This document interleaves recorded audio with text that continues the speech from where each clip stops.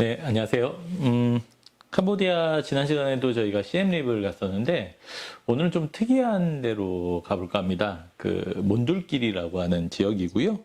한국인들한테 좀 생소하실 수도 있을 것 같아요. 많이 가는 곳은 아닌데 캄보디아에 보통 이제 수도인 프놈펜이 있고 관광지로 유명한 시엠립이 있다면은 오른쪽 위로 동북부 쪽으로 가시면은 이제 몬둘길이라고 하는 좀 정글 지역이라고 할까요? 이런 그 큰 산악 지역이 있습니다.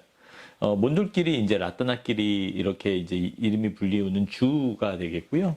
그 주에는 이제 뭐 그 원래 이제 그 캄보디아의 이제 주 종족 민족은 크메르족인데 크메르족이 아니라 이제 각 소수 민족들이 좀 많이 사는 곳으로 이게 알려져 있는 곳이 되겠습니다.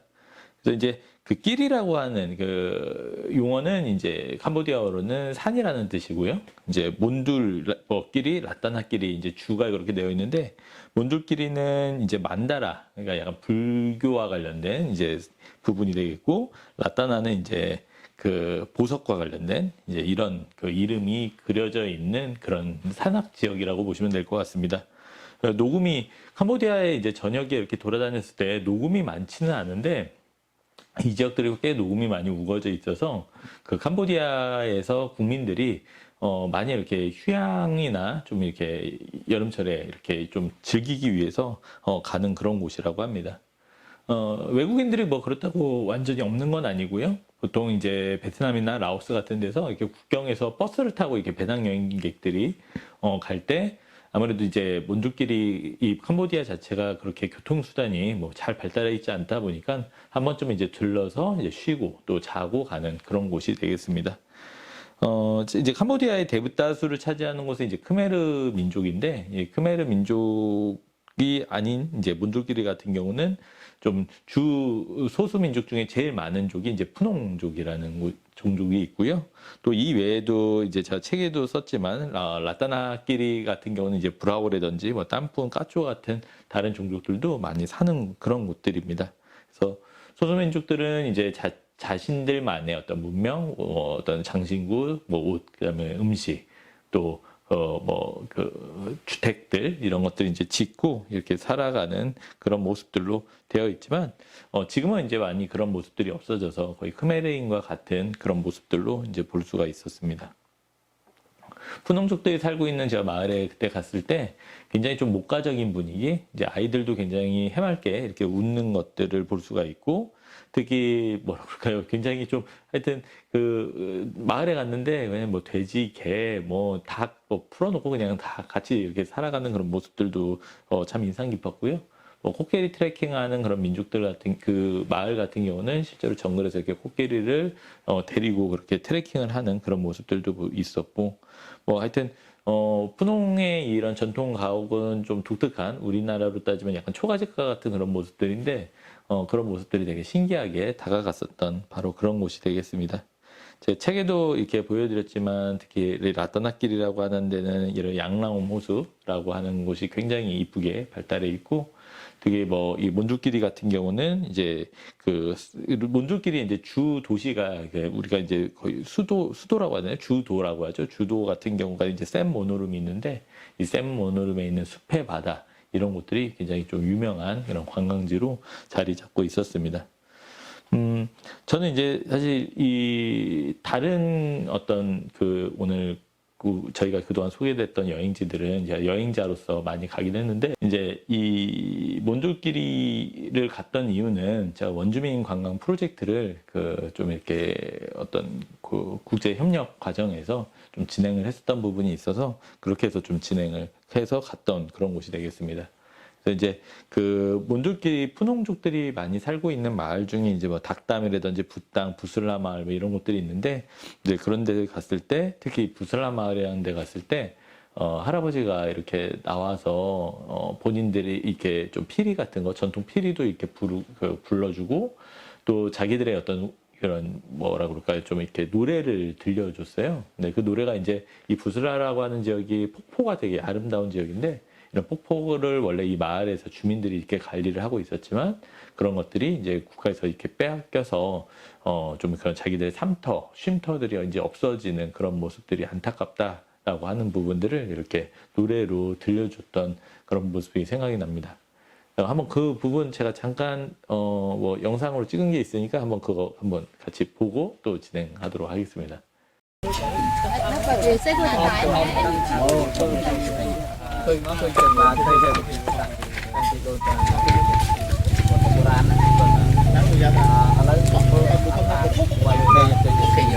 So will you take a picture? Yeah. Okay. Will you take pictures?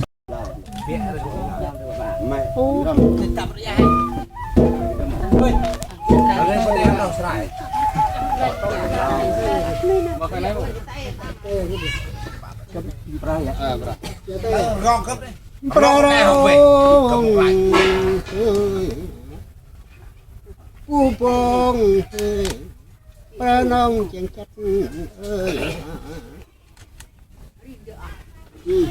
ba biết hai phu cha thà nhau hai phu nông ta tu thốt ơi ơi vì na ơi tâm tâm tâm khai phu pi e lu chân cung đi vi rồi làm gì vậy đi hai ô tâm tây na tay chỉ ô tâm tây tay cái tay luôn. 네. 어떻게 보셨나요? 네. 이렇게 굉장히 좀, 물론 제가 언어를 이게 다 알아들을 수는 없지만 굉장히 좀 감명 깊게 이렇게 듣고 저도 모르게 막 눈물이 났던 그런 어떤 경험이 있었던 그런 모습들도 있게 됩니다. 어찌됐건 그래서 이런 원주민들이 실제로 이렇게 살고 있는 그런 모습들, 이런 곳들에 대해서 좀 더 이렇게 관광으로 좀 발전을 했을 때 원주민들도 좀 더 소득이 이렇게 올라가는 부분들도 있고 또 여러 가지 문화적 교류가 있을 수 있다라는 그런 이제 장점들이 있는 거죠. 사실 이제 저는 근데 조금 걱정을 했던 거는 원주민들의 이런 관광 자원들이 매력적일 수는 있는데 많은 여행객들이 왔을 때 오히려 좀 더 이렇게 그들의 문화가 좀 훼손되지는 않을까 좀 그런 걱정들도 냈었고요. 한편으로는 이제 이 친구들이 너무 이제 수익 때문에, 돈 때문에, 이런 자기들의 어떤 개방을 하려고 하는 게 아닌가라는 좀 우려는 됐었어요. 그래서 제가 물어봤습니다. 당신들은 왜 이런 원주민 관광이라고 하는 부분들을 좀 더 이렇게 육성하고 싶어 하는지에 대해서 물어봤을 때, 의외로, 돈은 2차적인 얘기고, 자기들의 어떤 예전의 전통의 문화 그리고 그런 어떤 소수민족의 문화를 보존하고 싶어서 자기들의 원주민 관광이라고 하는 게 좀 더 활성화됐으면 좋겠다라는 그런 얘기들을 하게 됐습니다. 굉장히 사실 감명이 많이 깊었던 그런 곳들이라고 보시면 될 것 같습니다. 몬두키리를 제가 갔을 때는 정말 그들만의 원주민들이 있었고 그들의 어떤 문화를 잘 보존하면서 그거를 우리 관광객들의 어떤 수익을 통해서 지속적으로 좀 유지가 될 수 있는 그런 가능성들이 좀 관심을 많이 갖게 됐습니다. 네, 한편으로 좀 아쉬웠던 거는 그 원주민들의 이런 문화가 다 완전히 생활 속에서 매번 이렇게 좀 있는 건 아니고 좀 특별한 날에 이런 전통 어떤 그런 옷이나 장신구를 이렇게 입게 되는 것들을 보고 평상시에는 그냥 크메르인이랑 비슷하게 생활을 한다고 합니다. 알고 봤더니 이미 그 킬링필드죠. 굉장히 이런 캄보디아의 아픈 그런 역사.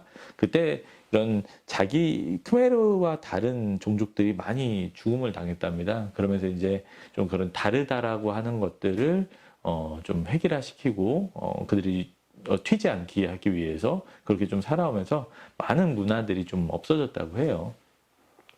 어찌됐건 이런 문화의 다양성은 결국에 관광을 이루게 되는 근간이 되고 또 그 부분이 여러 가지 또 관광의 매력성을 가지고 올 수 있는데 그게 많이 이렇게 사라졌다는 점이 좀 아쉽고 한편으로는 그러한 점에서 이런 원주민 관광이라고 하는 것들도 좀 더 잘 육성이 되고 또 보존할 건 보존하면서 좀 더 자기들의 문화가 좀 지속적으로 이렇게 좀 이렇게 살아오고 뭐 계속 전승이 되기를 바라는 그런 측면들이 있습니다. 사실은 이렇게 원주민 관광이라고 하는 측면들, 이런 부분에서 문화적인 충돌이라는 것들이 굉장히 사실 저도 걱정이 되는 부분이고, 우리가 이런 문화의 관광이라고 하는 것들이 접근이 될 때, 사람들의 어떤 문화가 상품화가 되면서 좀 변질이 되는 경우들을 많이 보게 됩니다. 뭐 하와이의 훌라춤이라든지, 뭐 인도네시아 발리의 깨작춤, 이런 것들은, 실제로는 원래 신을 만나기 위한 어떤 전통에 대한 그런 의례, 제례의 방식이었는데, 사람들은 그 오랜 시간에 그런 신을 만나기 위한 과정을 다 바라볼 수가 없기 때문에 관광객들은 그거를 굉장히 짧게 15분, 20분 내로 이거를 축약시켜 버리는 거죠. 그게 축약을 시켜 버리면은 원래 의미는 사라지고 그냥 그 춤만 남게 되는 그런 이제 문제들이 생기게 됩니다. 그래서 이런 원주민 관광 이런 것들이 접근이 됐을 때는 보다 본질에 근거한 것들이 어디까지를 우리는 전개를 해야 될 것이며, 또 그렇다고 해서 관광객들이 모든 것들을 받아들일 수는 없기 때문에 어느 정도의 상품화가 필요할지에 대한 것들을 좀 더 고민해야 될 그런 지점이 아닐까라는 생각을 갖게 됩니다.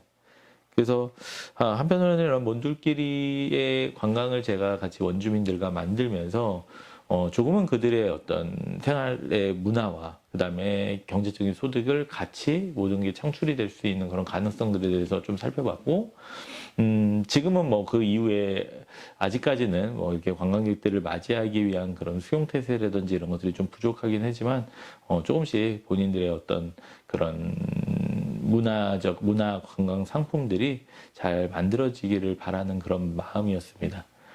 그래서 그렇게 좀 다녀왔었던 내용들을 좀 이렇게 담아봤고요.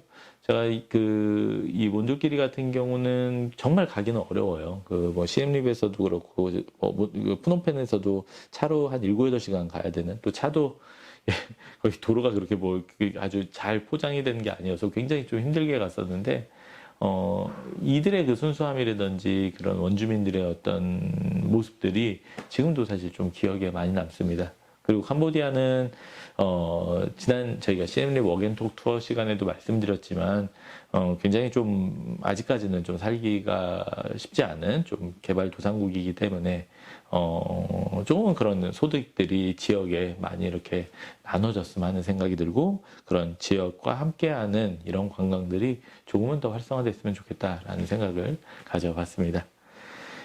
네, 그래서 오늘 뭐 지난 시간에 이어서 캄보디아를 2번 연달아 하게 됐고요. 이런 캄보디아의 여러 가지 그 원주민 관광에 대해서 조금 더 관심을 가져주시기를 바라겠습니다. 네, 이상으로 오늘 얘기는 마치도록 하겠습니다. 네, 감사합니다.